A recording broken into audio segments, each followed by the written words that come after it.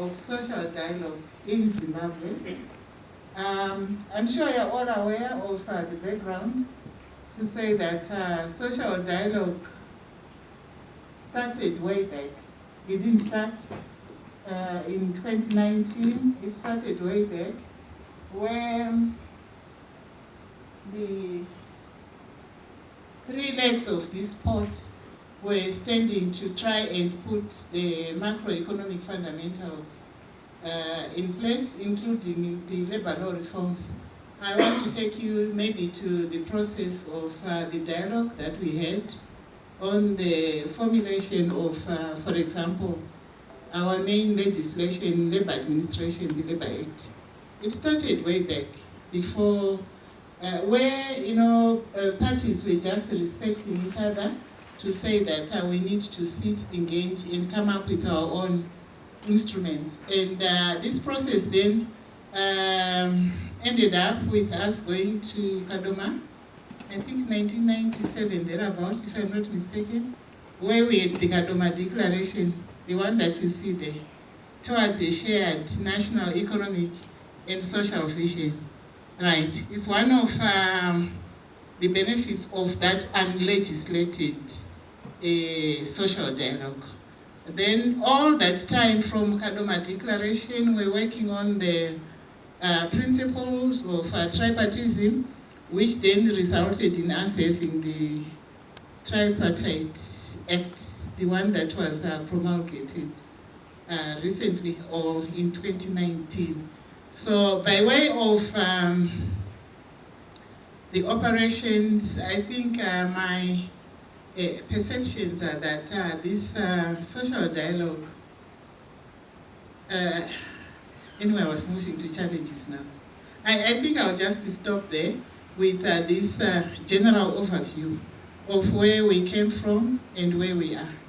We started unlegislated, now we are legislated. But having been legislated, is there traction? What have we benefited? What are the challenges? I think we'll go to that at a later stage. Thank you. Thank you so much, employers, for your perspective. In summary, you are saying even before legislation, we have been having conversations. Let's hear the opinions or the perspective of organized labor. Thank you so much.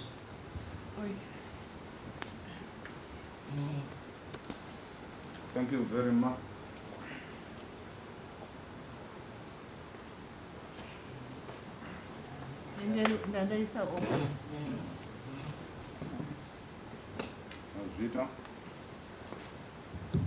Right. Thank you very much for giving us the opportunity to engage in this conversation. Our approach will be a bit different from the earlier input from the employers. I want just to make reference to how social dialogue is defined. And I would like to borrow from the ILO that says social dialogue is defined by ILO as a process that includes all types of negotiations, consultations, or simple exchange of information between or among representatives of governments, employers, workers, and issues of common interest relating to economic social policy. That's how ILO defines social dialogue. How has that been happening in Zimbabwe generally at the moment? I think people do social dialogue every day. Even if we take that to community level, people do have social dialogue. Some people who never know they're discussing about whether they want a borehole. So social dialogue happens every day. People exchange views every day. But the one that we are discussing at the moment, or special social dialogue mechanism in Zimbabwe, we're talking about the framework that is available for social partners. So what is available for social partners? What is available for business? What is available for organized labor and government? What is available is that you have a legal framework that then guides how social dialogue is going to be done in Zimbabwe. There are instruments like the Labour Act itself. The Labour Act provides that you can have a social dialogue at the enterprise level.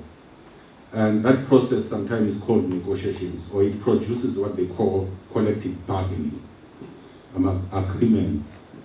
These are bipartite discussions between employers and the business. But also the law provides for social dialogue at sectorial level, where also you have collective bargaining agreements. At the national level, finally, 2 years ago, we then had the TNF legislated. So I see I am because it's now law, TNF. But we used to have the social dialogue from 1998, business, organized labor, and the government. So social dialogue has been happening. These are the mechanisms that in place at law. Organizations might not be able to enjoy social dialogue if they are not registered, some of them. That's what the law says.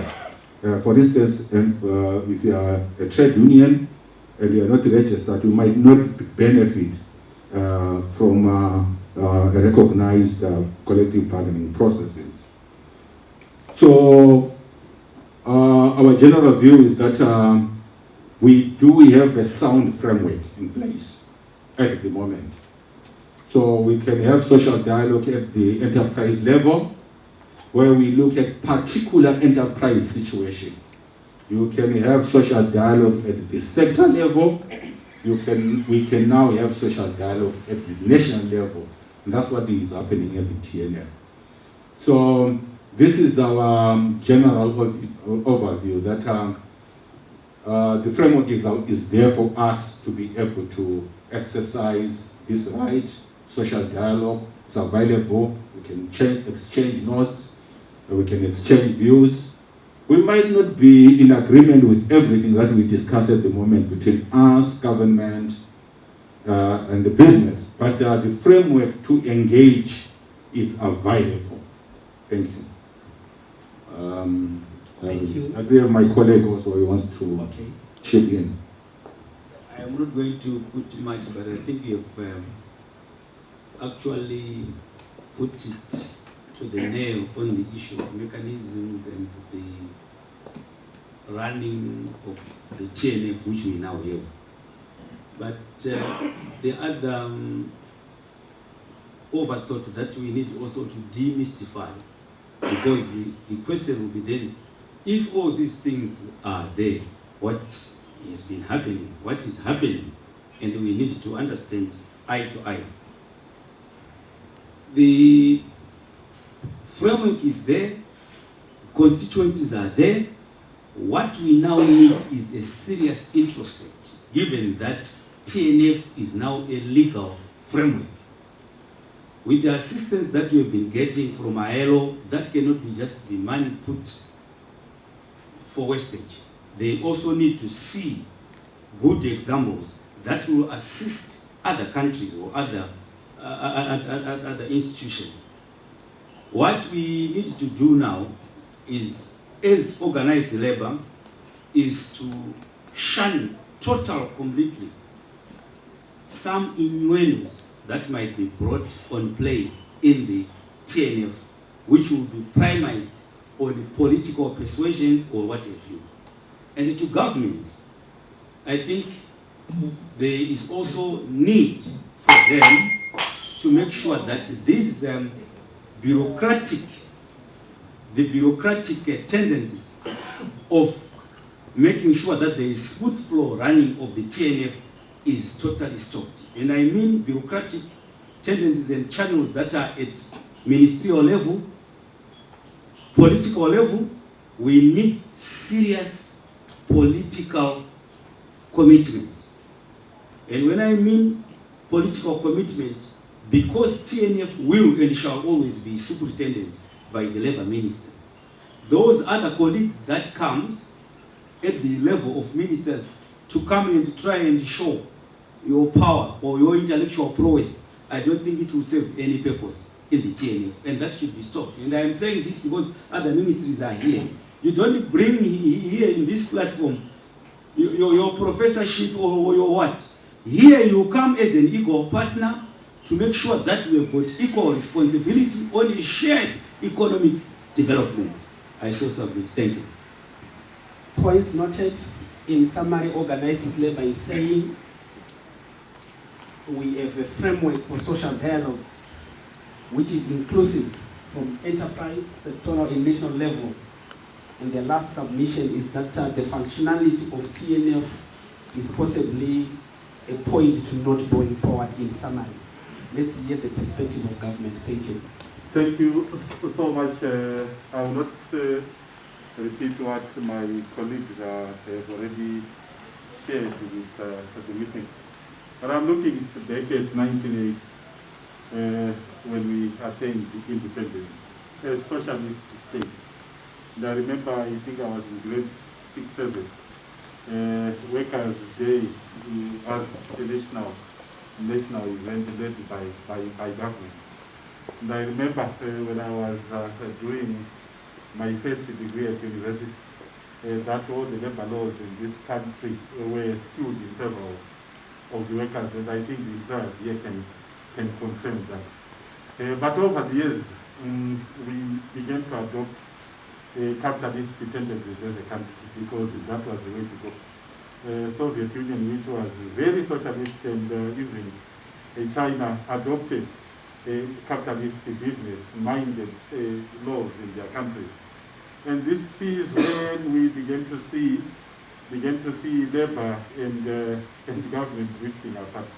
Comrade Shamhuyarira is looking at me, and Mr. Moyo is also looking at me. The situation was not made any better. When within one of the labor movements, a political party was born. And all hell broke loose the relationship. I'm just looking at the relationship between government and labor. So many developments took place there, and antagonisms emerged. And this has affected us up until this day, issues of polarization. But we have a very strong architecture for social dialogue in this country, culminating with the enactment of the TNFL, which was launched by His Excellency the President. Again, a sign that there is political will to these processes. We also have the National Economic Consultative Forum, and I'm happy Mukwehwa is here representing any sphere. Again, tripartite in nature. I co-chair one of the structures there, supported by labor. And again, we engage without any problems. It's unfortunate over the past few years, activities within the NECF were a bit subdued, but these are being revived. And again, for the betterment of social dialogue. At sector level, like Mr. Moyo has indicated, very vibrant national economic, national employment councils, where employers and workers engage, coming up ultimately with collective bargaining agreements, which the ministry then gazettes, and again, a very good development. Here and there, we have challenges, and we don't expect a situation where the relationship between government, business, and labor will be cordial, because our interests are different.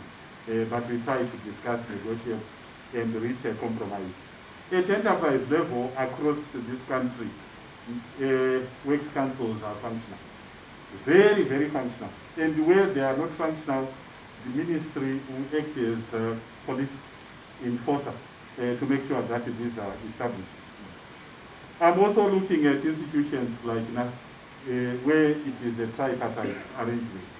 And once we don't follow the formula, which is tripartite in nature, next day will complain in writing to the minister that the representation is skewed, and we've tried to correct it.